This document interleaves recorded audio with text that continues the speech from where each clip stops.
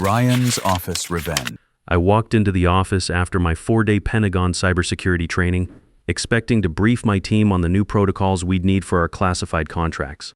The moment I stepped off the elevator, something felt wrong. The usual Monday morning operational tempo was missing from our department floor. The East Wing corridor, where my team of 7 engineers worked, stood eerily quiet. Williams, I called out, looking for our lead developer who always arrived at 0700 sharp. No answer. Our workspace, the one we'd earned after delivering 3 consecutive breakthrough defense projects, stood empty. Desks cleared, monitors gone. Even the American flag Williams kept on his desk was missing. Only rectangular dust outlines remained where our equipment had been positioned. My name is Mac Rodriguez, I'm 49, and until that moment, I'd been the loyal engineering manager for this defense contractor for 12 years. Before that, I spent 20 years in the Army managing logistics operations across 3 combat deployments, Iraq twice, Afghanistan once. The company hired me for my technical knowledge, but never realized I'd built relationships across the entire defense industrial base while coordinating supply chains under fire in Kandahar and Ramadi. Those deployments taught me something crucial about leadership. You never abandon your people, and you always have an extraction plan. My father understood this too. He carried wounded Marines to safety in Korea, earning the Bronze Star I now wear on my civilian suit lapel. That pin reminds me daily what real leadership looks like under pressure. I spotted Troy Campbell from accounting walking past. "Hey, what happened to my team?" His expression shifted to something resembling pity. "You should check the basement. They moved them Friday." The basement? We didn't even have proper workspace in the basement. This was a defense contractor with security requirements, classified materials, and federal oversight. The elevator ride down felt like dropping into a bunker.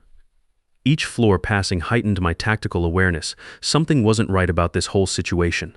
When the doors opened, I had to navigate through storage areas and maintenance equipment before finding a door with a hastily printed sign, Engineering Team B. I pushed it open to find my team crammed between exposed pipes and utility boxes. Their monitors balanced precariously on folding tables that looked like they'd been salvaged from a church basement. Extension cords snaked across the concrete floor like trip hazards in a combat zone. Water dripped from a ceiling pipe, landing with rhythmic impacts into a bucket near Williams' makeshift desk. "Sit trip," I said, though their downcast faces told me everything I needed to know about the tactical situation.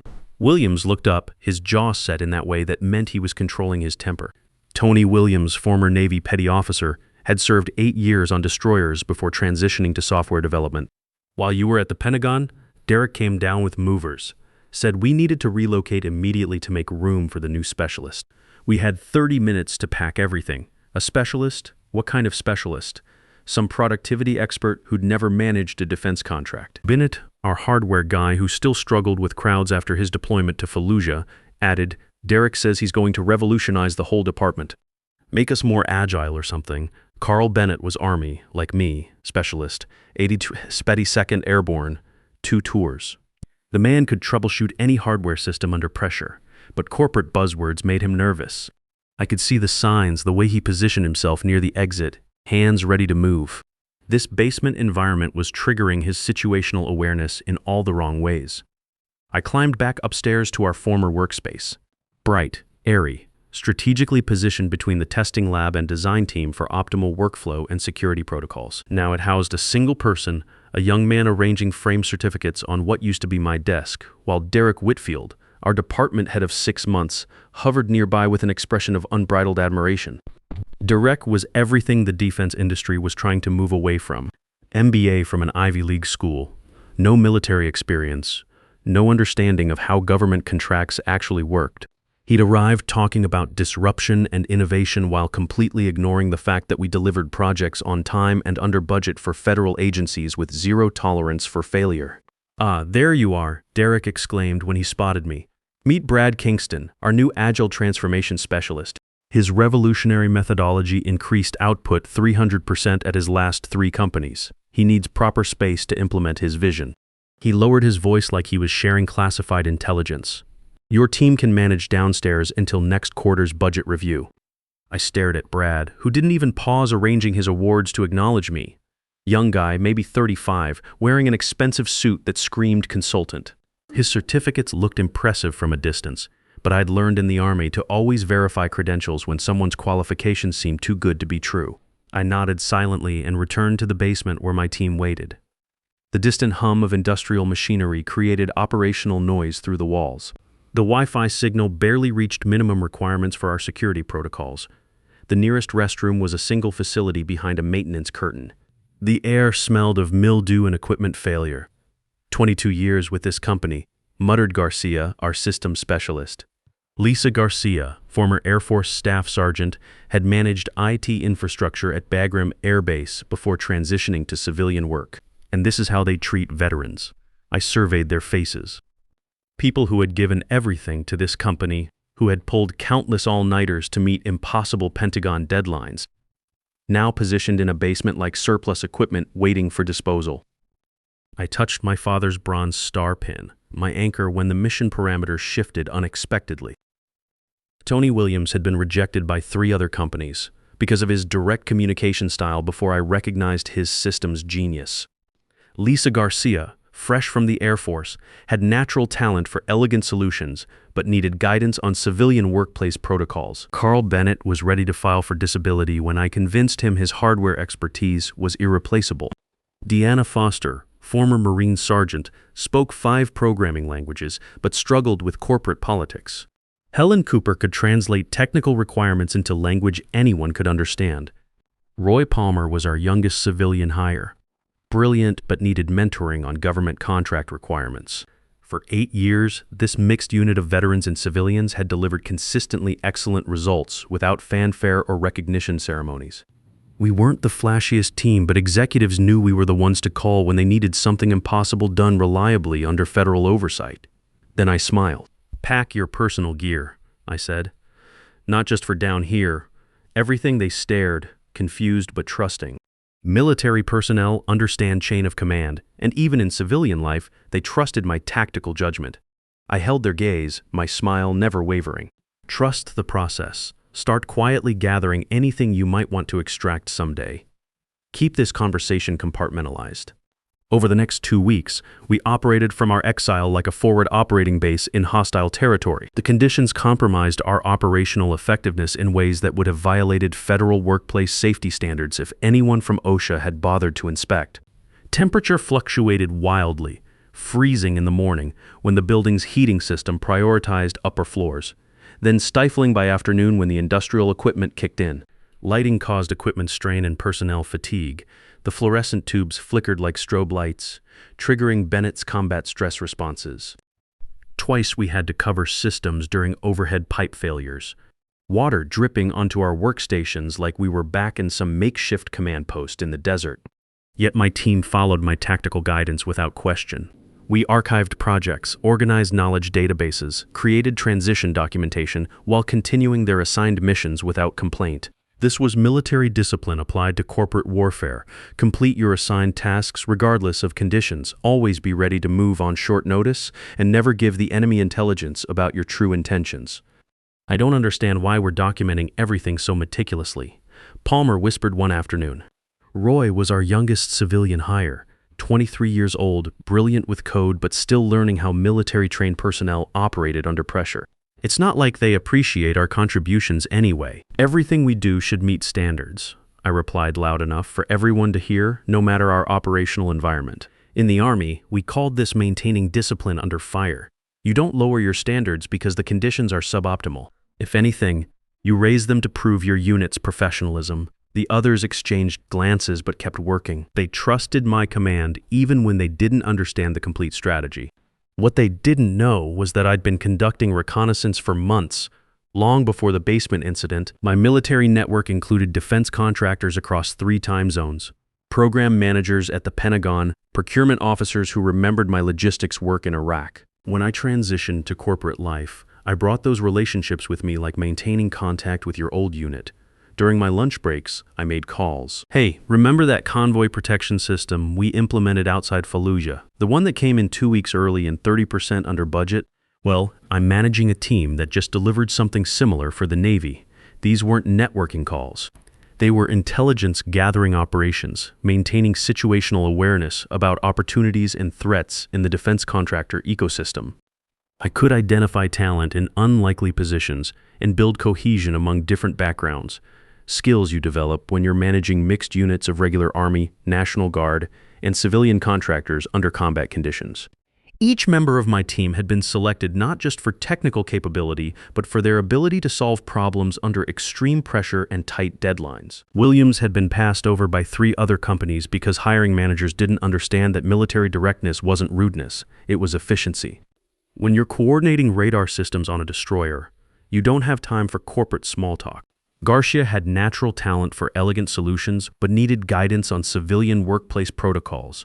In the Air Force, you solve the problem and move on. In corporate America, you have to document the solution, present it to committees, and wait for approval from people who don't understand the technical details. Bennett was ready to file for disability when I convinced him his hardware expertise was irreplaceable. PTSD is manageable when you have mission focus and teammates who understand your background. Foster spoke 5 programming languages, but struggled with corporate politics because Marine training teaches you to accomplish the mission, not navigate office hierarchies. Cooper could translate technical requirements into language anyone could understand, a skill she'd developed explaining complex logistics to infantry officers who just needed to know when their supplies would arrive. 6 months earlier, our longtime department head had retired, and Derek arrived with grand ambitions but zero understanding of how government contracts actually worked. From day one, he'd been hunting for a game-changer to impress executives, ignoring our consistent results in favor of flashy innovations that looked good in PowerPoint presentations but had never been tested in real-world conditions. His golden hire, Brad, had dazzled him with buzzword-filled presentations and promises of revolutionary methods.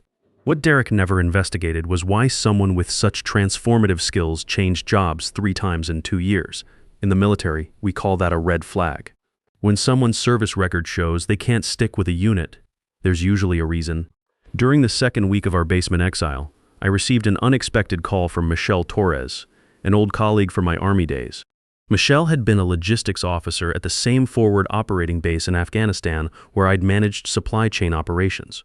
She'd transitioned to the private sector 2 years before me and now ran engineering operations for Titan Defense, one of our biggest competitors. "Mac, I heard through the grapevine you're not happy with your current situation," she said without preamble. "Military personnel don't waste time with small talk when there's business to conduct." "Intel travels fast," I replied. "What's your interest level?" "High. I'm building a new division focused on rapid deployment systems, need someone who understands both the technical requirements and the federal procurement process." Your team's reputation precedes them. This was the opening I'd been preparing for without fully realizing it. What kind of timeline are we talking about?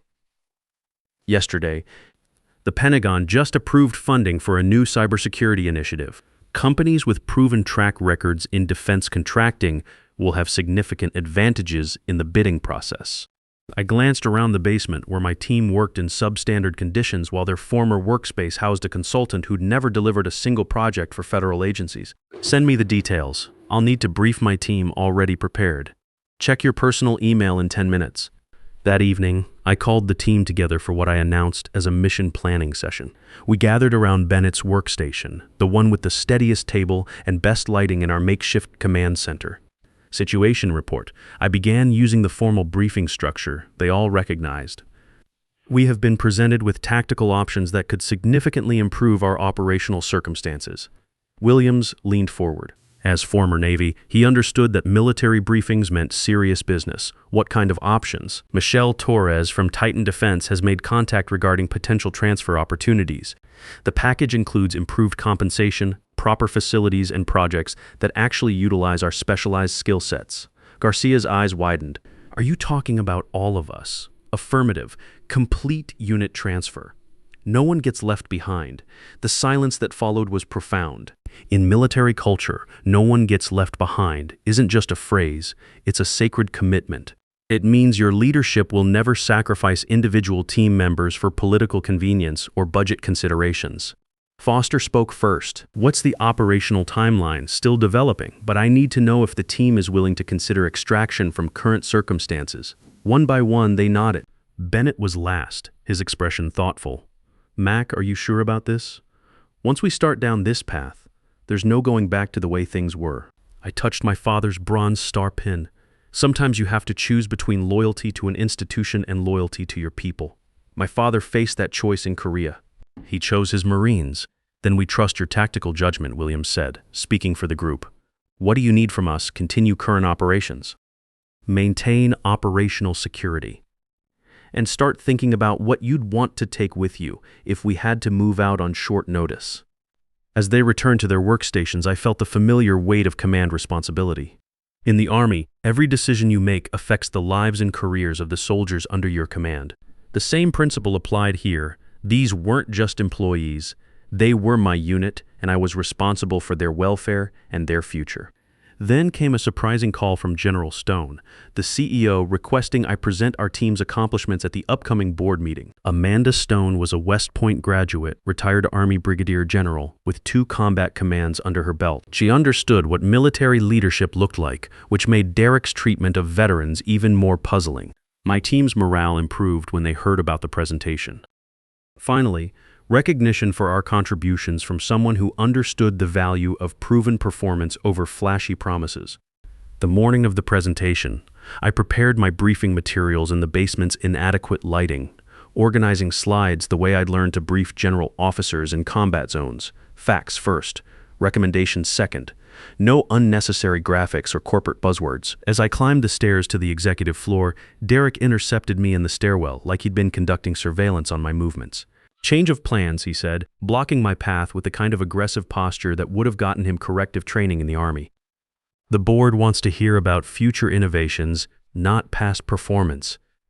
Brad will present instead. General Stone specifically requested my team's briefing, I replied, maintaining the calm tone I'd used with hostile district officials in Iraq who thought they could intimidate American logistics officers. I spoke with her this morning. She agrees my approach makes more sense. His expression didn't match his confident words. I could see the tactical uncertainty in his eyes. The board needs to hear about where we're going, not where we've been. Your team's contributions are noted, but transformation requires looking forward.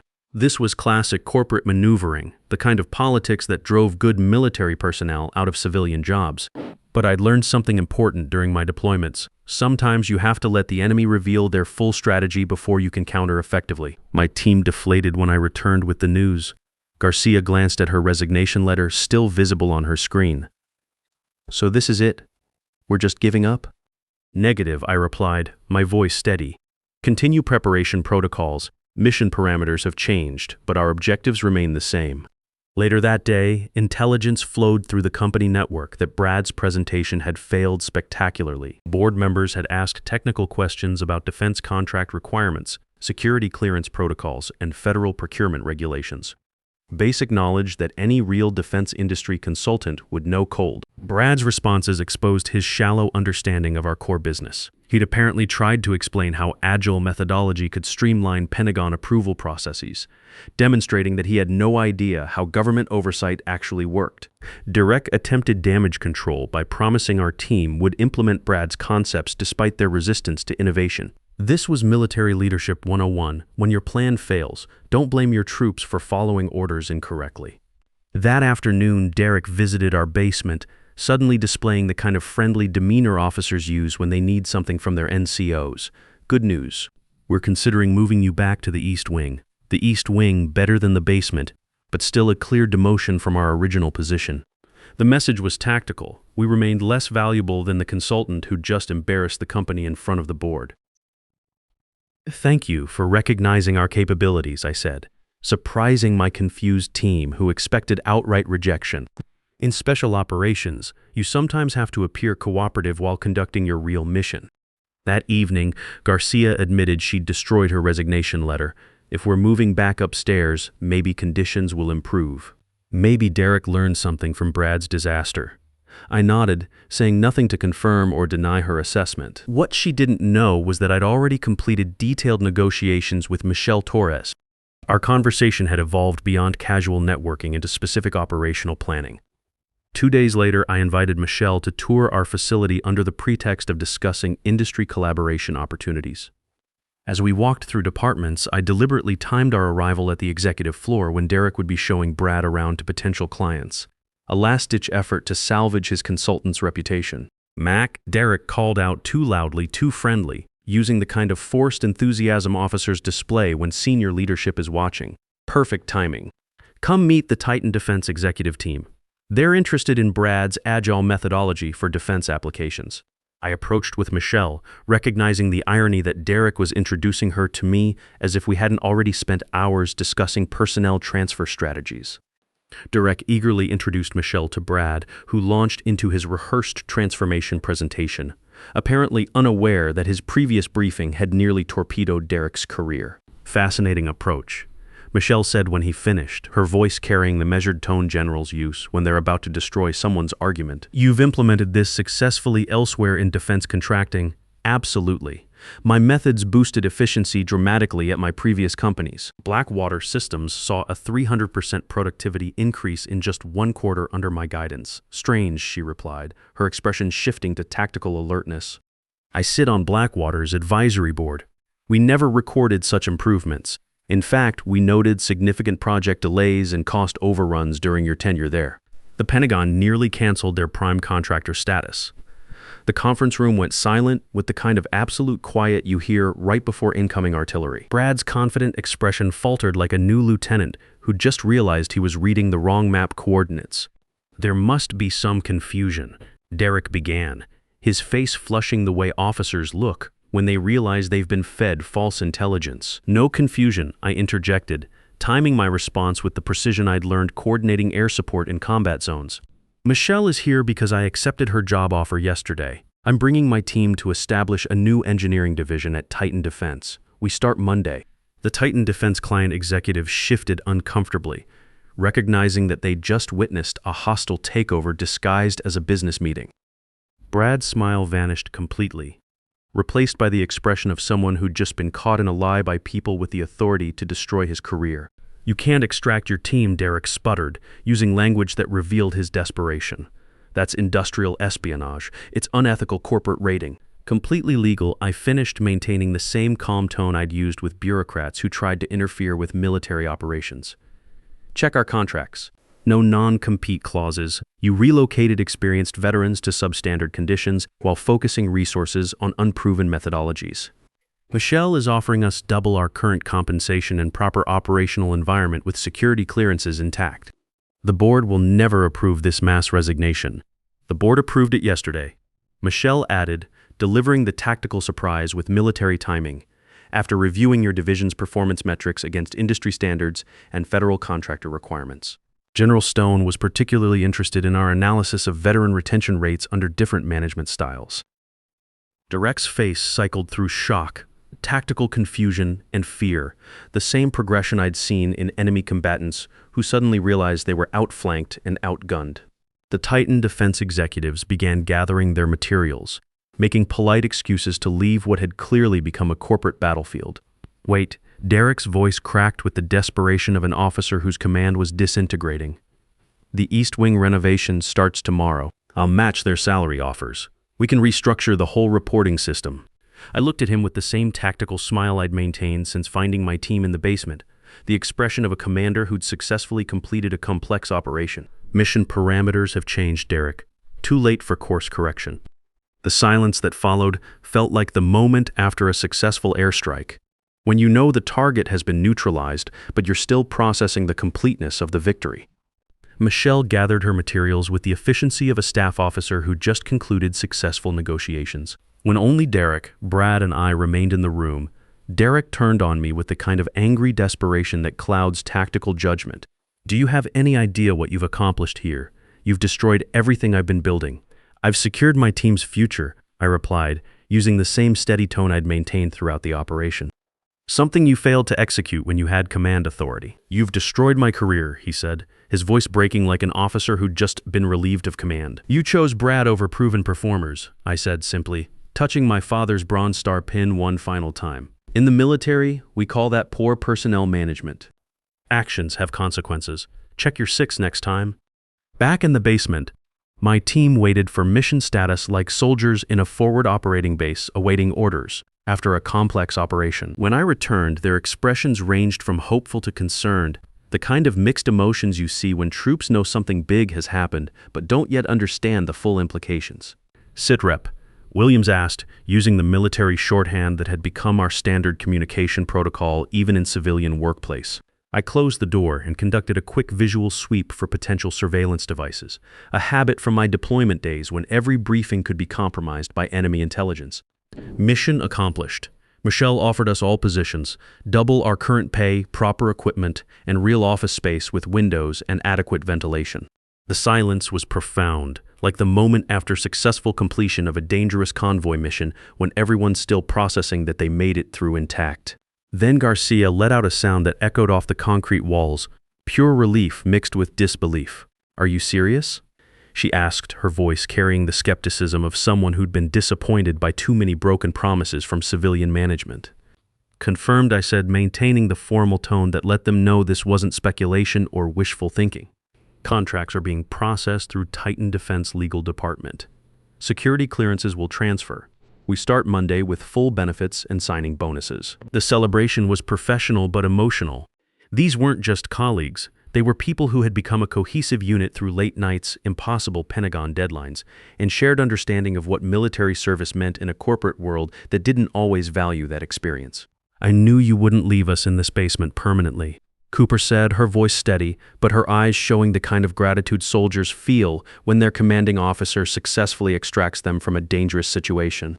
"But how did you execute this so quickly?" I hesitated, knowing they deserved the complete tactical picture. "It wasn't quick. I've been conducting reconnaissance for months, maintaining contact with former military colleagues who transitioned to defense contractors, building relationships, sharing intelligence about industry opportunities." Their faces registered the kind of understanding that comes when professional military personnel realize their leader has been planning several moves ahead, months? Foster asked. "But the basement situation just happened 2 weeks ago." "The basement was just the final provocation," I explained.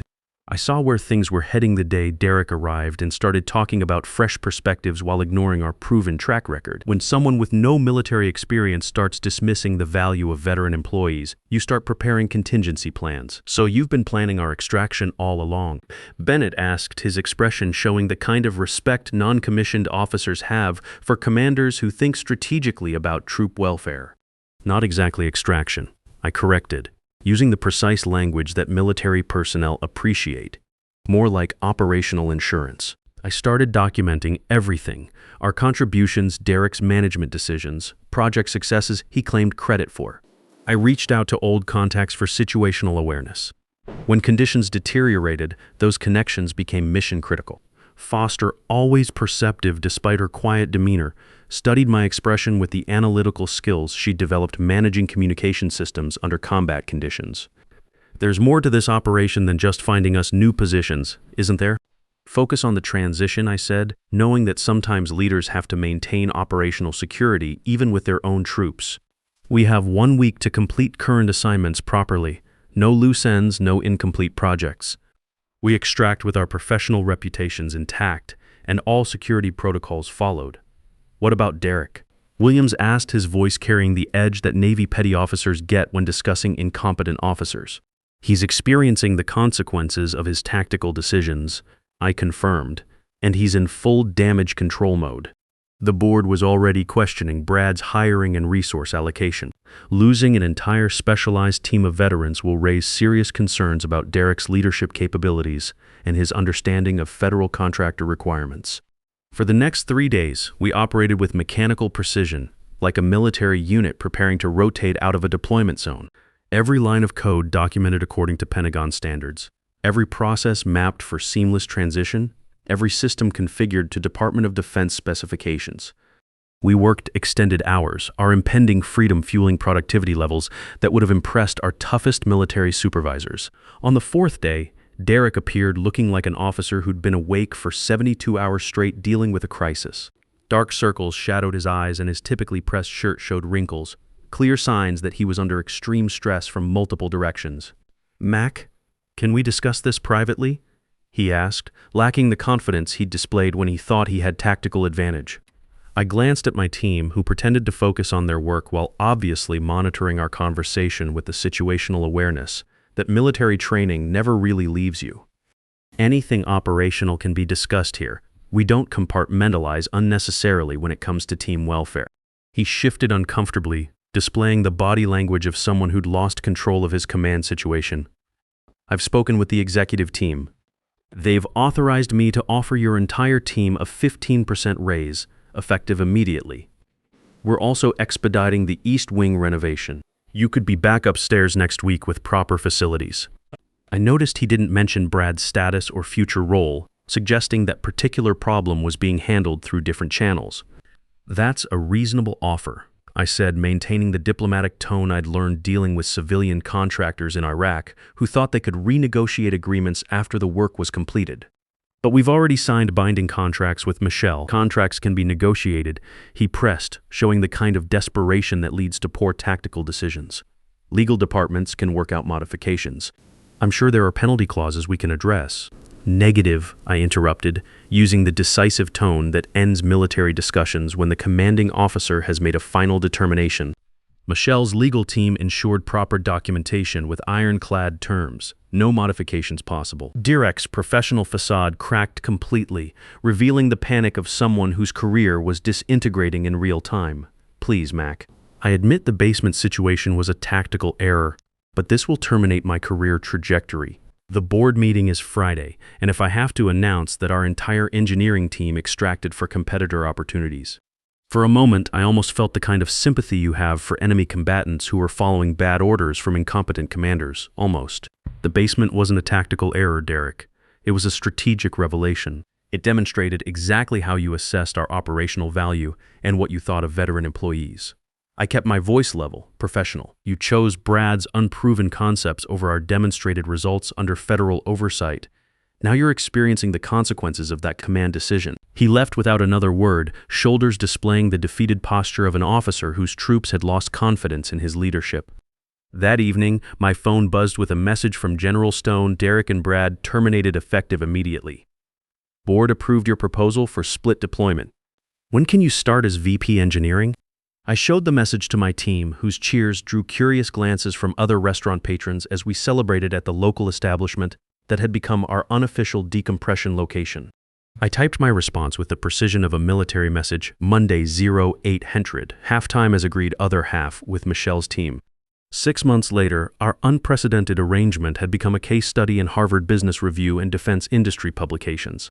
The collaborative model between formerly competing companies had increased innovation efficiency while reducing veteran employee turnover, a critical metric for companies dependent on security clearance personnel. Both companies' stock prices had risen significantly, and the Pentagon had taken notice of our successful integration model. As for Derek and Brad, last intelligence indicated Derek was working at a much smaller firm in a significantly reduced capacity, his reputation in the defense contractor community permanently damaged.